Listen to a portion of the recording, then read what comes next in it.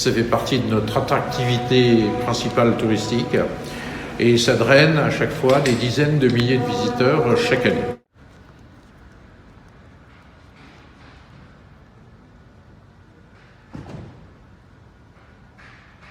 Aujourd'hui, c'est la réouverture, après une fermeture au public, de l'église Saint-Rémy, qui est une des plus anciennes églises troyennes.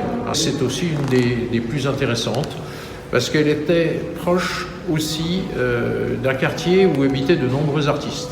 On a aussi une caractéristique dans cette église, c'est son clocher tors, c'est-à-dire son clocher vrillé. Le visiteur qui aura déjà parcouru les autres églises du centre-ville de Troyes pourra, à Saint-Rémy, découvrir d'abord un édifice architecturalement différent des autres églises, puis à l'intérieur de Saint-Rémy, les mobiliers qui y sont présentés offrent un panorama de la peinture à Troyes au XVIe et au XVIIe siècle beaucoup plus riche en réalité que dans les autres églises de Troyes où les tableaux sont en petit nombre.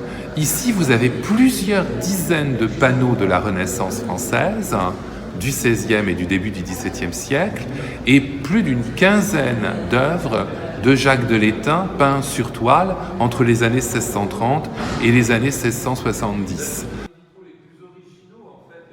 C'est aussi, je dirais, le couronnement du travail des paroissiens, de la communauté de paroissiens de Saint-Rémy qui s'est beaucoup donné pour que cette église soit agréable, qu'elle aussi elle soit habitée. En règle générale, quand j'ouvre l'église pour la messe, il y a beaucoup de touristes malgré tout qui se faufilent et qui sont les bienvenus.